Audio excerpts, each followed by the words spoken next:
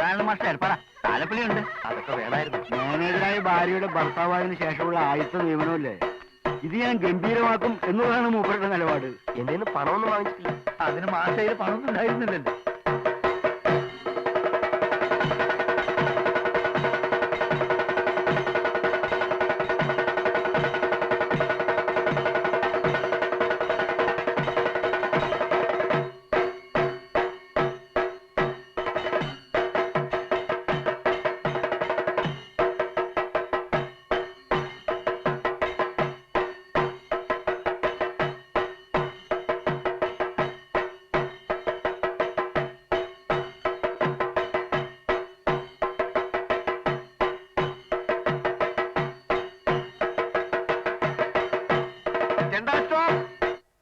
കുഞ്ഞിക്കണ്ണ മാഷെ, ആ ലഡു മിഠായി കുറച്ച് കുട്ടികൾക്ക് വിതരണം ചെയ്യല്ലേ? പിന്നെ അത് നമ്മളൊരു ഏർപ്പാടാ.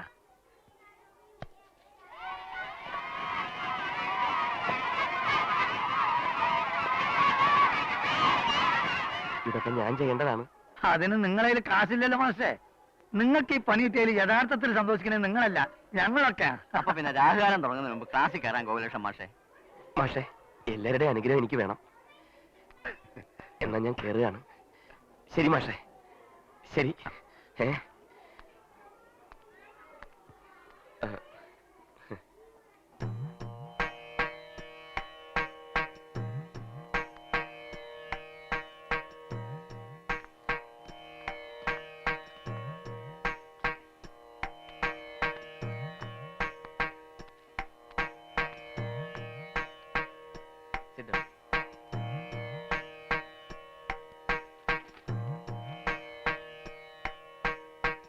K P Asha, B Anjali, M K Beena, Girish.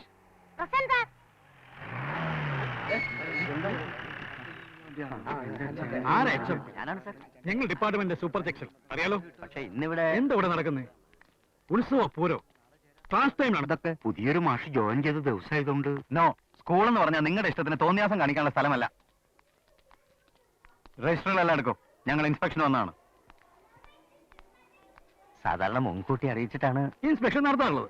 അപ്പൊ നിങ്ങൾക്ക് മറ്റു സ്കൂളിൽ നിന്ന് കുട്ടികളെ പഠിച്ചു കൊടുന്ന് സ്ട്രക്ചർ കാണിക്കാം. കന്നാലിപ്പിള്ളേരും തെണ്ടിപ്പിള്ളേരും കുളിപ്പിച്ചു കൊടുന്ന് ക്ലാസ് കിട്ടാം. അതില്ലാതെ സർക്കാർ ഈ സൂപ്പർ സെക്ഷൻ ഉണ്ടാക്കിയിരിക്കുന്നത്. സത്യം പറയാലോ, ഒരു ക്ലാസ്സിൽ ആവശ്യത്തിനോ സ്ട്രെങ്ത് ഇല്ല. എങ്കിൽ ഡിവിഷൻ ഫോൾ ആയിരിക്കും ഫലം. എന്ന് വെച്ചാൽ ആ ക്ലാസ്സിൽ അധ്യാപകന്റെ പണി പോകും. അതെ, 92-ന് ശേഷം ചേർന്ന എല്ലാവരുടെയും പണി പോകും. അതിന് മുമ്പുള്ളവർക്ക് സർക്കാർ പ്രൊട്ടക്ഷൻ നൽകും. ഒരു എച്ചമായിട്ട് ഇതൊന്നും അറിയില്ലേ? ഒക്കെ അറിയാം സാർ. പക്ഷെ ഈ സ്കൂളിൽ മാത്രം കുട്ടികളുടെ എണ്ണം കുറയുന്നത് എന്താണെന്നൊന്ന് ആലോചിക്കണം. DPEP-യിൽ വിശ്വാസമില്ലാത്ത പേരൻസ് കുട്ടികളെ ഇംഗ്ലീഷ് മീഡിയത്തിലേക്ക് കൊണ്ടുപോവുകയാണ്.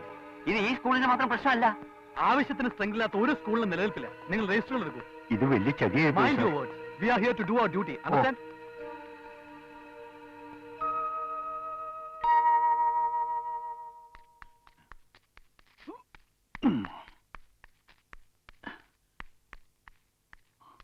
പ്ലീസ് സാർ, ദയവേത് റിപ്പോർട്ട് അയക്കരുത്. അധ്യാപകരുടെ ജീവിതം തുലയ്ക്കരുത്. നമസ്കാരം. ഇൻസ്പെക്ഷൻ ആളത്തിന്ന് അറിഞ്ഞു. കുഴപ്പം വല്ലതും ഉണ്ടോ സാർ? ഒരു ക്ലാസ്സിലും ആവശ്യത്തിന് കുട്ടികളില്ല. അതുകൊണ്ട് ഇനി സ്കൂളിന് അംഗീകാരമില്ല. അയ്യോ, അപ്പോൾ നമ്മുടെ അധ്യാപകർ 92-ന് മുമ്പ് ചേർന്നവർക്ക് പ്രൊട്ടക്ഷൻ കിട്ടും. അല്ല സാർ, പുതിയതായിട്ടൊരു അധ്യാപകൻ ഇന്നിവിടെ ജോയിൻ ചെയ്തിട്ടുണ്ട്. അയാളുടെ കാര്യമോ? സ്കൂളിന്റെ അംഗീകാരം തന്നെ നഷ്ടപ്പെടുമ്പോ പുതുതായി ചേർന്ന ആൾക്ക് എന്താണ് സാർ രക്ഷ? അയ്യോ സാറേ, ആ പാവത്തിനോട് ഇത് ചെയ്തല്ലോ.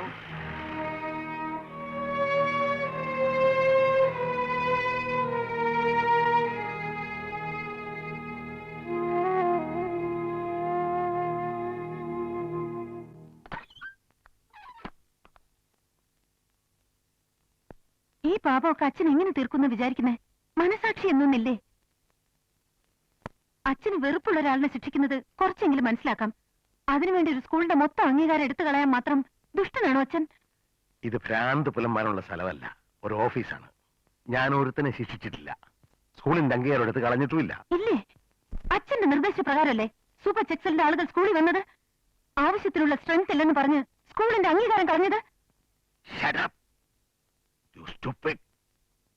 എന്നോട് തട്ടിക്കയറുന്നു. പുറത്തു പോ, പുറത്തു പോവാൻ.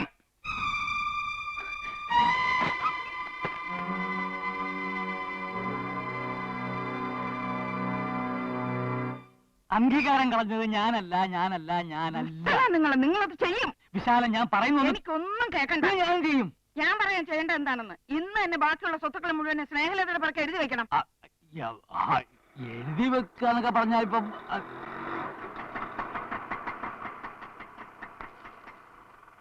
അയ്യോ, ഇതാരും എഴുതി അദ്ദേഹം. കുറച്ച് ചായ വന്നാട്ടെ സാർ, അങ്ങോട്ട് കയറി ഇരിക്കാം.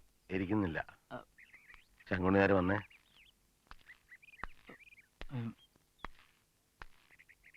എന്താണാവോ? അങ്ങനെ പണി പറ്റിച്ചല്ലേ? എന്താ സാർ? താങ്കൾ ശ്രമഫലമായി സ്കൂളിന്റെ അംഗീകാരം പോയെന്ന് കേട്ടു. എന്റെ ശ്രമഫലമായിട്ടോ? സാറിനോട് ആര് പറഞ്ഞു?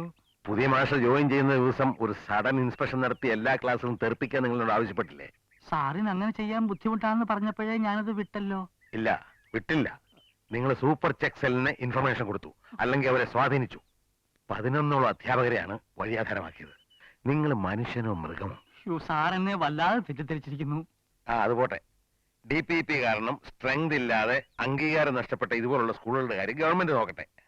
പക്ഷേ എന്റെ മോളെ കുറിച്ച് നിങ്ങൾ എന്നോട് അപവാദം പറഞ്ഞത് ശരിയായ നടപടിയാണെന്ന് തോന്നുന്നുണ്ടോ? ഞാൻ സത്യമേ പറഞ്ഞുള്ളൂ സാർ. അമ്മയില്ലാത്ത എന്റെ മോളോട് ഇത് വേണമായിരുന്നോ? സത്യമറിയാതെ എന്റെ മോളെ ഞാൻ ആദ്യമായി തല്ലി. അവൾ വീട്ടിൽ നിന്ന് ഇറങ്ങിപ്പോയി.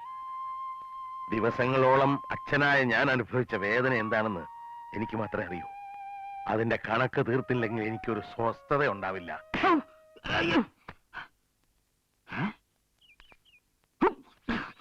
വീട്ടിൽ കയറി പോകുന്നത് കാണിക്കുന്നു. വിശാലം, വിശാലം, ആ വിട്ടേക്ക് വിശാലം, വിട്ടേത്തി. വിശാലം, വിശാലം, വിശാലം, കഥക് തുറക്കൂ. വിശാലം, കിട്ടാനുള്ളത് കിട്ടട്ടെ, എന്നിട്ട് തുറക്കാം.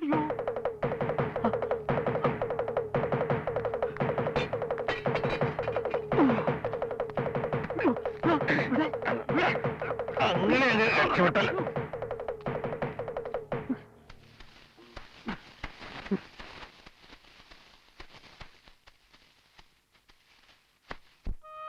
മറ്റാർക്കെങ്കിലും ഇതിൽ പങ്കുണ്ടെന്ന് ഞാൻ കരുതുന്നില്ല. പാവി ചെല്ലുന്നിടം പാതാളം, അത്ര തന്നെ. ഞാൻ കാലെടുത്ത് വെച്ചു. എന്റെ മാത്രമല്ല, മറ്റുള്ളവരുടെയും ജോലി പോയി.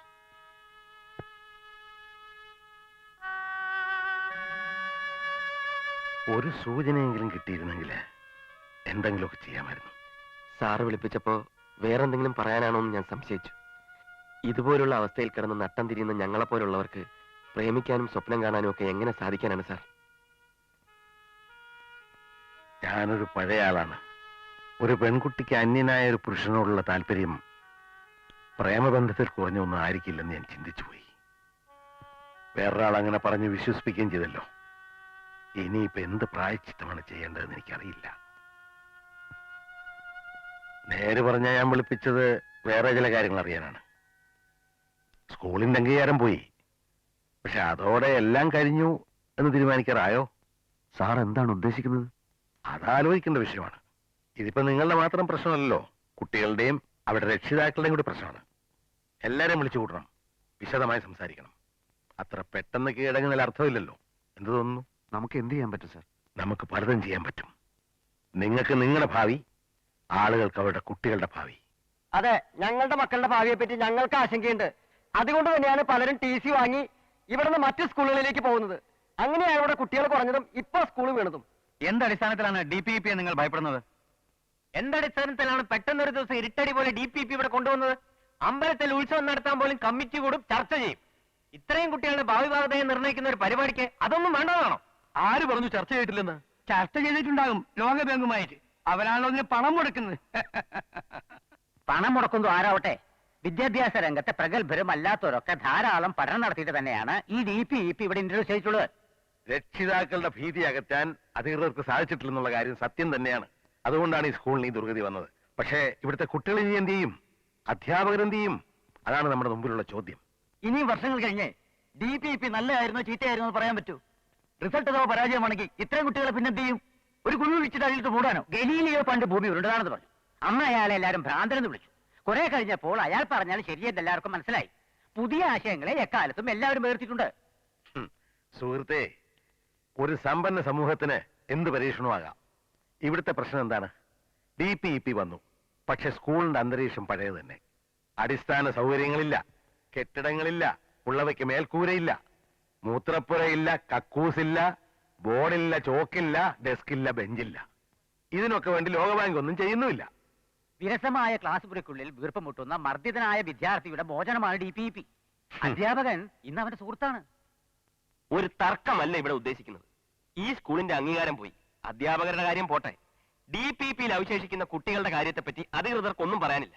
എല്ലാ സ്കൂളുകളിലും DPEP നിർബന്ധമാക്കാത്ത എന്തുകൊണ്ടാണ്? 2 തരമല്ല, 100 തരം പൗരന്മാരെ സൃഷ്ടിക്കാനുള്ള സമ്പ്രദായമാണ് ഇന്നിവിടെ നിലനിൽക്കുന്നത്. കാശുള്ളവൻ ഇംഗ്ലീഷ് മീഡിയത്തിൽ പഠിക്കാം, ലോക നിലവാരത്തിൽ മറ്റുള്ളവരായി മത്സരിക്കാം. അതില്ലാത്തവന്? ഈയിടെ ഒരു എഴുത്തുകാരൻ പറഞ്ഞല്ലോ, DPEP എന്ന് പറഞ്ഞാൽ ദരിദ്രരായ പിള്ളേര് എങ്ങനെയെങ്കിലും പഠിച്ചോട്ടെ. സത്യത്തിൽ അതല്ലേ DPEP? അനാഥരായി പോകാൻ ഇടയുള്ള നമ്മുടെ കുട്ടികളുടെ കാര്യം നോക്കാൻ നമ്മൾ മാത്രമേ ഉള്ളൂ എന്ന സത്യം മനസ്സിലാക്കണം. അക്ഷരാഭ്യാസമില്ലാത്ത ദരിദ്രനായ ഒരു രക്ഷിതാവിന് പോലും അവന്റെ കുട്ടി ഇംഗ്ലീഷ് പഠിക്കണമെന്നാണ് ആഗ്രഹം. തടസ്സമായി നിൽക്കുന്ന പണം മാത്രമാണ്. അതുകൊണ്ടാണ് ഞാൻ പറഞ്ഞത്, ഇപ്പോഴത്തെ അവസ്ഥയിൽ ഇതൊരു ഇംഗ്ലീഷ് മീഡിയം സ്കൂൾ ആക്കുന്നതാണ് എന്തുകൊണ്ട് നല്ലത്.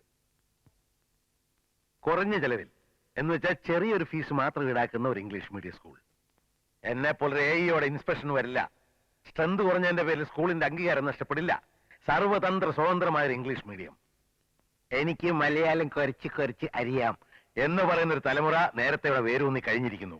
നമുക്കും അവരുടെ കൂടെ കൂടാം. മാതൃഭാഷയേക്കാൾ വലുതാണ് ജീവിതമെന്ന സത്യം നമുക്കൊക്കെ സങ്കടമുള്ള കാര്യമാണ്. എങ്കിലും മലയാള ഭാഷയെ വെറുക്കാൻ ശീലിക്കുന്നതാണ് ഇനി അങ്ങോട്ട് നല്ലത്. നമുക്ക് എഴുത്തച്ഛനെ മറക്കാം, ഉള്ളൂരിനെ ആശാനെയും വള്ളത്തോളിനെ മറക്കാം, ഉറൂബിനെയും പൊറ്റക്കാരനെ മറക്കാം. എല്ലാ വേരുകളും പിഴുതു മാറ്റാം. പണ്ട് നമ്മൾ അടിമകളായിരുന്നു, ഇംഗ്ലീഷുകാരൻ അടിമകൾ. മാനസികമായി ഇപ്പോഴും നമ്മൾ അടിമകൾ തന്നെയാണെന്നുള്ള സത്യത്തിന്റെ ചോട്ടിൽ അടിവരയിടാം. നമുക്ക് ഇംഗ്ലീഷ് മീഡിയം മതി.